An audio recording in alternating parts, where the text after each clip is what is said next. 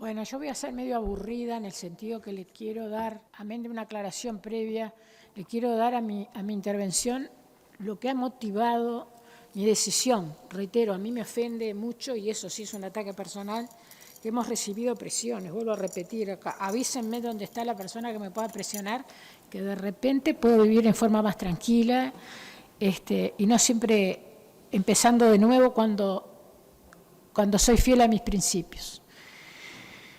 Así que eso lo rechazo enfáticamente y es algo que no lo voy a permitir en la instancia parlamentaria, no recurro a la Fiscalía. La otra cosa, cuando yo hablo, porque fui yo la que hablé de hipocresía política, eso no se refiere a una persona en especial, yo a nadie le dije hipócrita, dije hipocresía política. Yo soy fiel a los principios de mi presidente, suave con las personas, duro con las ideas. Yo sé separar perfectamente bien, y los que me conocen en el relacionamiento aquí, debato mucho las ideas, pero me llevo en general muy bien con todo el mundo. Y el reconocimiento que le quiero hacer al senador Carrera, porque él hizo todo lo posible en la comisión para destrabar una situación que se había puesto compleja, porque además se negoció, y es otra cosa que quiero que se sepa, que no es la primera vez que pasa, no digo que haya sido esta la única ley, pero las negociaciones se llevaron a cabo afuera de la comisión. Ni yo como presidente estaba enterado. Yo cuando se votó me enteré que ya había habido una negociación. Es más, está en la versión taquigráfica, y sé que el senador Carrera, que hizo lo posible para llegar a este texto, nosotros los que estábamos en la comisión, reitero, y yo en mi calidad de presidente, conocí el texto que estamos tratando ahora ese día que se votó. Eso no es trabajo de comisión. Pero bueno, esas son prácticas parlamentarias que tendremos que corregir. Hecho estas aclaraciones, ojalá yo hubiera podido, que no lo pude hacer, citar al doctor Felipe Rotondo, que en definitiva ya expliqué por qué. Nunca vi que se le impidiera, partido que sea, incluso lo sabe la oposición, que yo se lo reconocí, que no era con la oposición, porque el tema de la cortesía parlamentaria es algo que todos reivindicamos. El día que perdamos la cortesía parlamentaria lo podremos decir con la voz más fuerte, con la voz más suave, con más risa o con menor risa, pero llamar a especialistas nunca puede ser motivo de veto, por decirlo de alguna manera. Porque, a ver, yo fui la primera, y está en la versión taquigráfica, cuando tomé conocimiento que se estaba tratando este proyecto, reitero, de sorpresa, el año pasado, que yo estaba de acuerdo con la transparencia, y que no sé que de ninguna manera se puede plantear este tema sobre transparencia o oscurantismo. Porque vuelvo a lo que dije en una interrupción anterior, ahí estamos todos en el mismo barro, Entonces, la única manera de decir, no, yo no soy oscurantista, sos vos, porque en realidad en tal intendencia, no voy a decir quién, entraron a dedo. ¿Eso es lo que quiere la ciudadanía uruguaya? ¿Eso es lo que se necesita la ciudadanía uruguaya casualmente en año electoral? Yo, que soy profesora de historia, no creo en las casualidades. En los profesores de historia sabemos que hay causalidades. Causalidades. Bien. Hay una razón histórica, y voy a ser muy breve con esto, y es bueno que todos lo recordemos, y no se trata de sacar facturas históricas para un siglo y medio atrás, porque yo, que soy partidaria de dar vuelta a la hoja, menos el tema de los desaparecidos de la historia reciente de 50 años, se podrán imaginar de 150 años para atrás. Pero el Partido Nacional ha pagado, yo no pertenecía al Partido Nacional hasta hace 10 años, lo digo como profesora de historia, ha pagado con sangre y fuego poder participar en el gobierno. Sangre y fuego. Y la Constitución de 1918, que entró en vigencia en 1919, producto de la Constituyente del 16, voy a decir una cosa, que yo, que lo admiro enormemente a José Belley Ordóñez, y no le cedo la derecha a nadie en decirle la admiración que le tengo a José Belley Ordóñez, como a otros de otros partidos, porque yo no tengo fanatismo, y cada vez menos, evidentemente, fue la única vez que perdió las elecciones en la Constituyente, porque se aplicó por primera vez el voto secreto. Eso es asumir la historia del país para cobrar facturas de hace un siglo y medio atrás, pero no. para entender, entre otras cosas, por qué nosotros tenemos un proceso de constituciones, de modificaciones de las constituciones muy sabias, yo diría que cada una más sabia que la otra.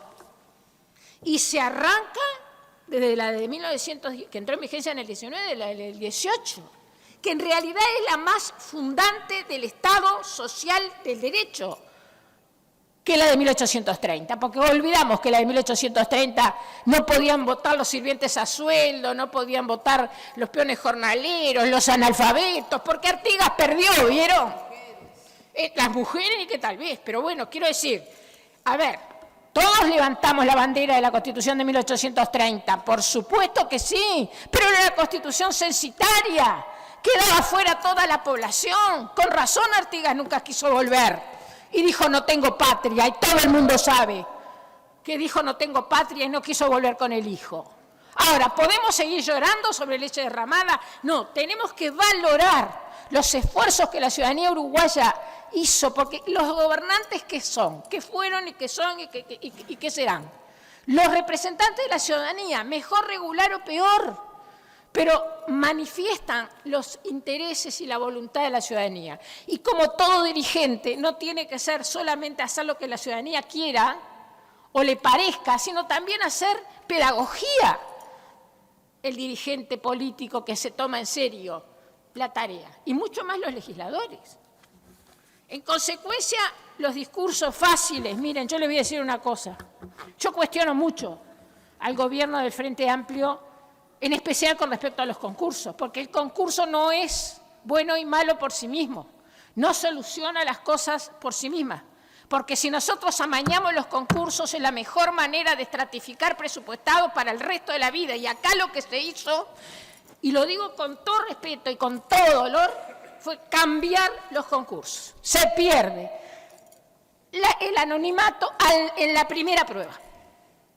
Entonces, ¿vamos a dejar de morir abrazados a banderas que por sí mismas depende de cómo se ejecuten para que efectivamente cumplan su función? Fue muy hábil el Frente Amplio en eso. Yo lo vi desde adentro, hasta la NEP, que desde Varela para acá se respetaba el anonimato en los concursos.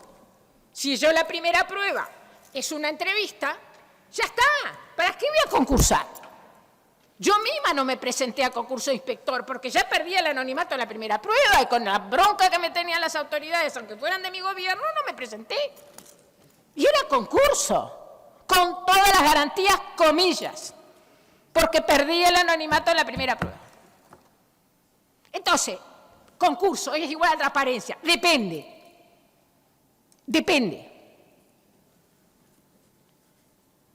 Vincular los concursos a la libertad y a la igualdad me parece demasiado exagerado.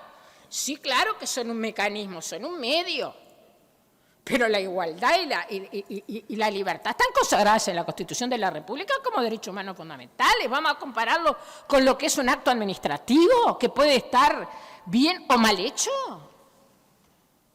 Me parece que son discursos demasiado que tienden a una cosa que dije por las dudas, pero no se lo dije a nadie en especial, que tiende a la demagogia, que es una deformación de la democracia, de las peores deformaciones.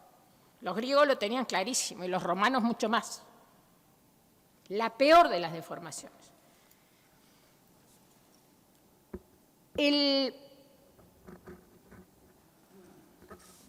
El doctor Rotondo dice claramente, hace referencia a que éramos un país unitario, yo no los quiero aburrir.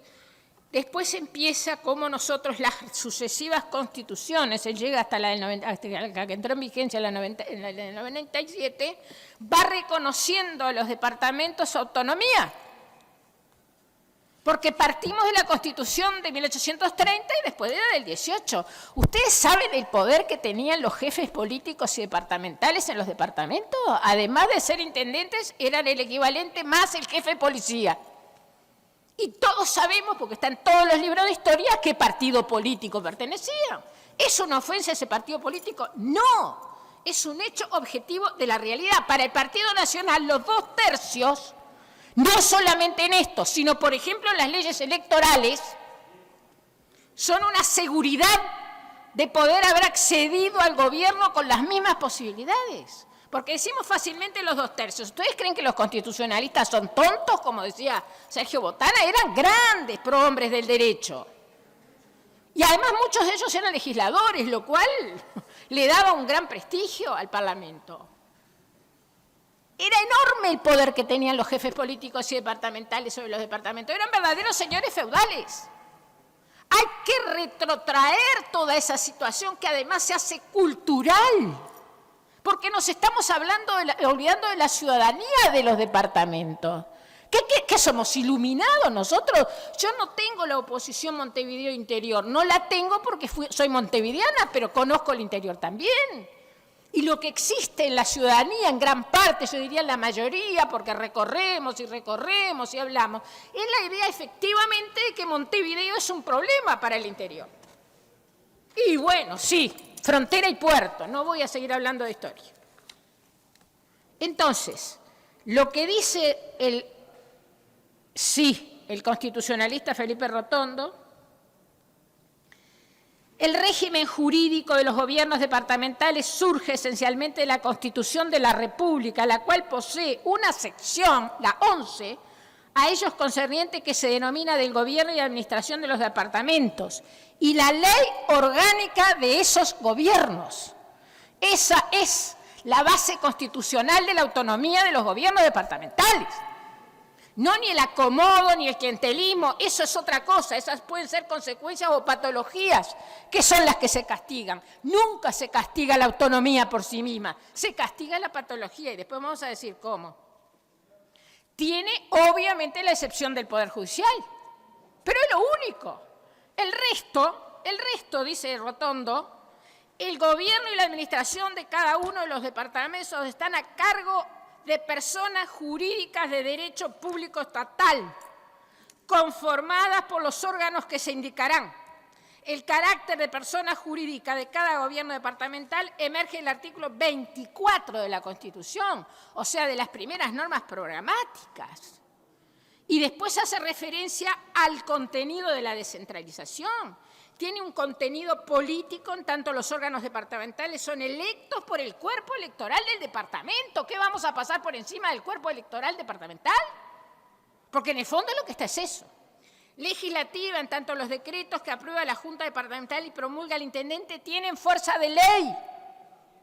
Eso es tema de derecho constitucional, no es opinión política. Legislativa, eso es lo que vale. Tributaria.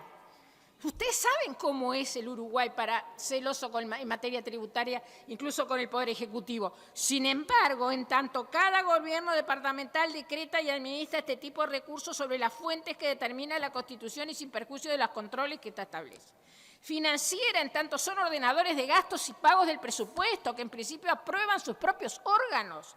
Administrativa, en tanto dictan actos de naturaleza o celebran contratos sujetos exclusivamente a un contralor jurisdiccional basado, por tanto, en razones jurídicas. Los órganos del gobierno departamental no están jerarquizados a ningún sistema u órgano ajenos a la institución. A ver si queda claro, no están sujetos a ningún órgano ajeno a la institución. Después habla de la Junta Departamental. Lamento, nos perdimos una buena comparecencia de Rotondo para entender muchas cosas. El intendente, ¿cómo tiene funciones ejecutivas y administrativas? El intendente, por la Constitución de la República, tiene funciones administrativas y ejecutivas.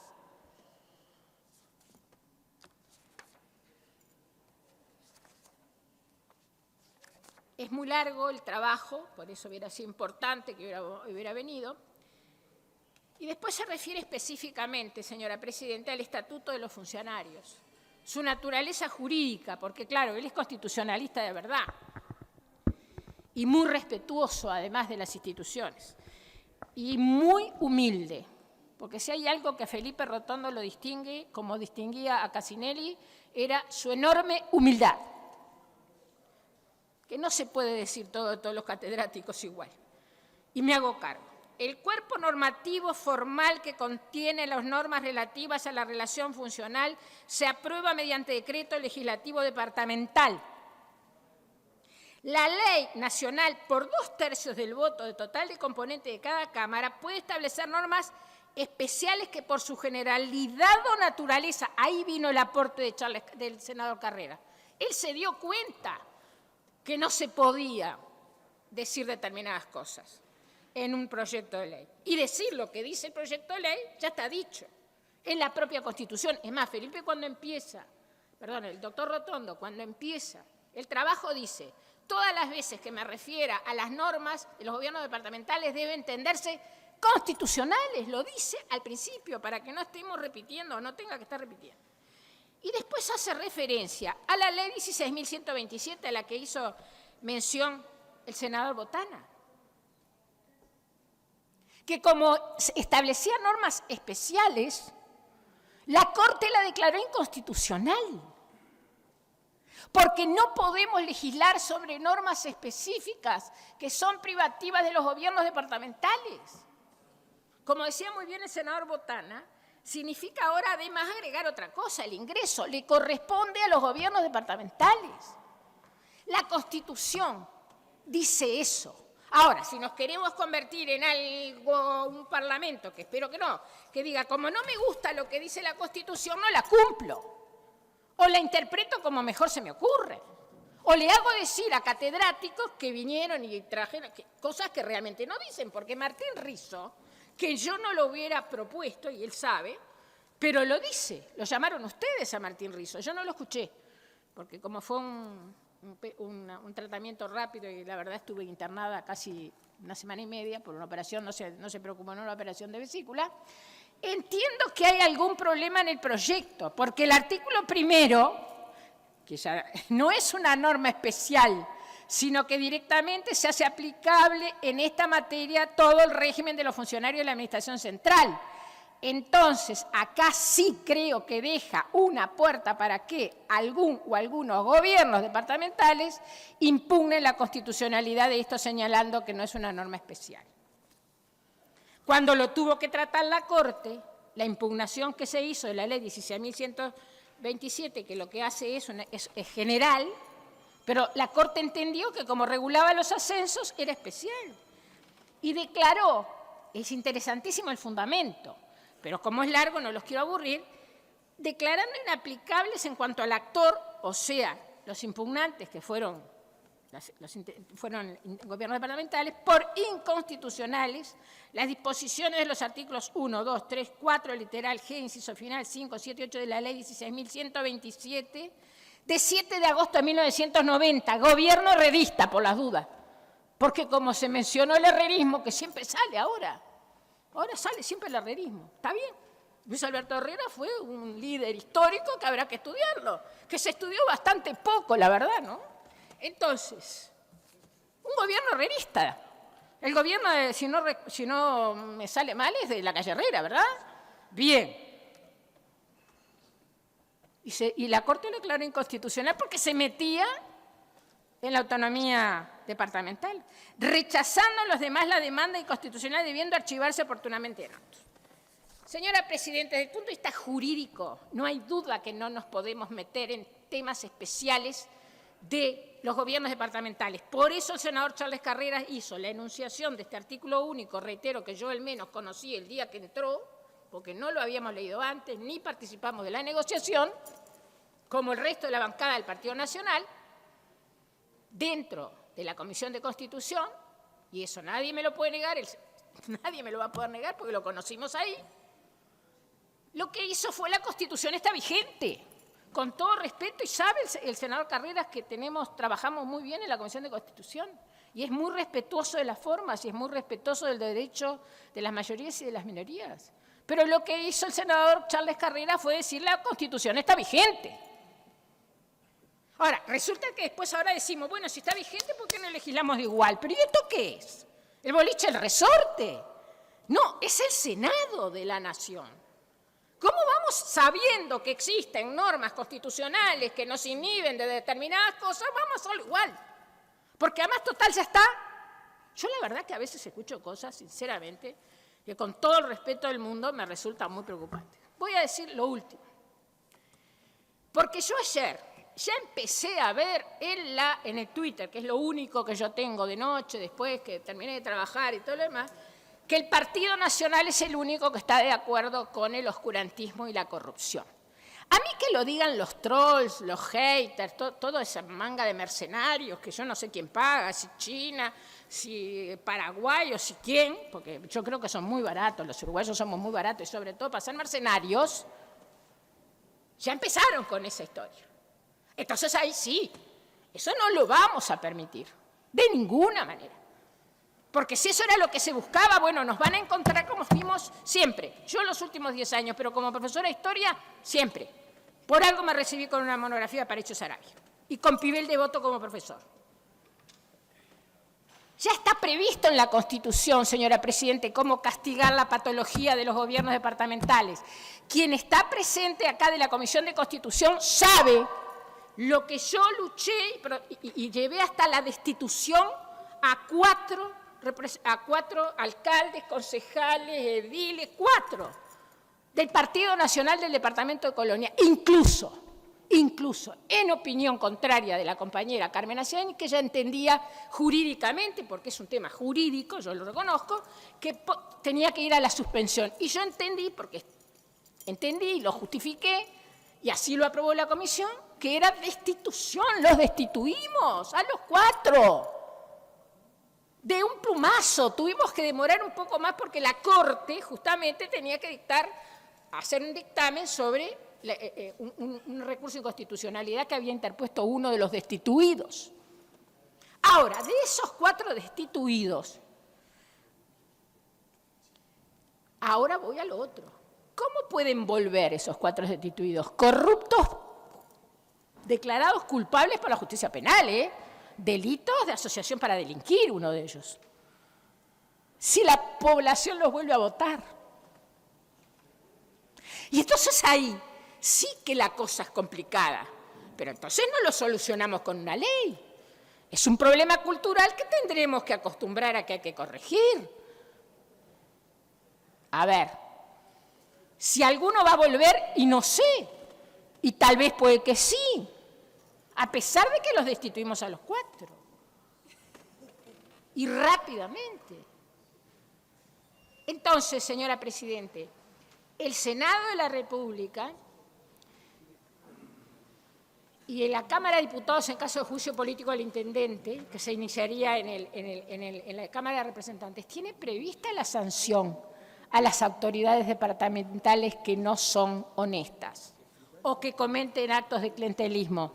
En la Junta, ¿qué hizo la Junta de Colonia? Protegiendo a las minorías, con 1/3 de la Junta, nada más se le puede acusar. Y vino al Senado y a nosotros no nos tembló la mano. Y eran los 4 del Partido Nacional, como vinieron de otros partidos que no los tengo por qué mencionar.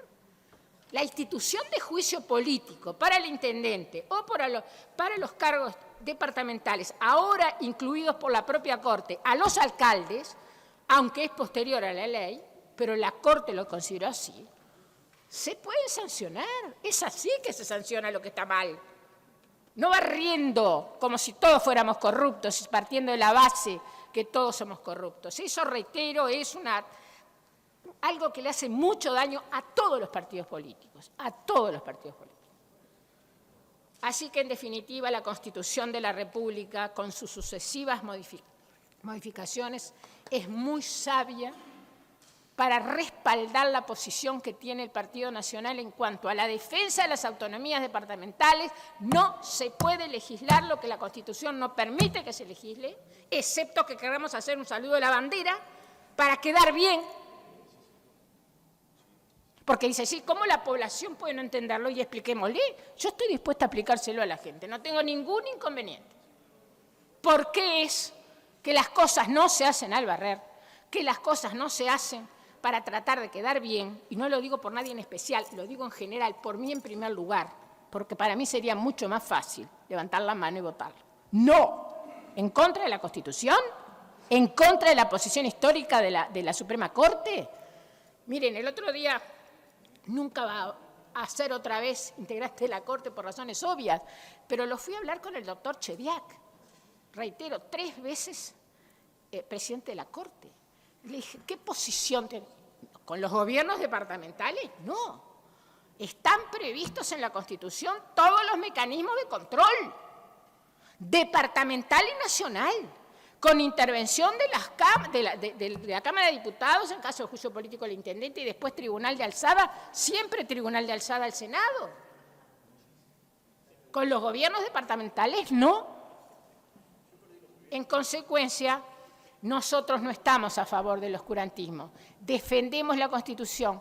No estamos dispuestos a legislar al golpe, si quieren, para ser un poco cotidiana, del balde, entre comillas, y llevarnos arreados por el lado de que, en definitiva, nosotros somos partidarios del oscurantismo. No. Somos partidarios de la transparencia de verdad. Y somos enemigos acérrimos de la demagogia. Porque la demagogia, reitero, es una de las peores enfermedades que pueden atacar a la democracia. Gracias, señora presidenta.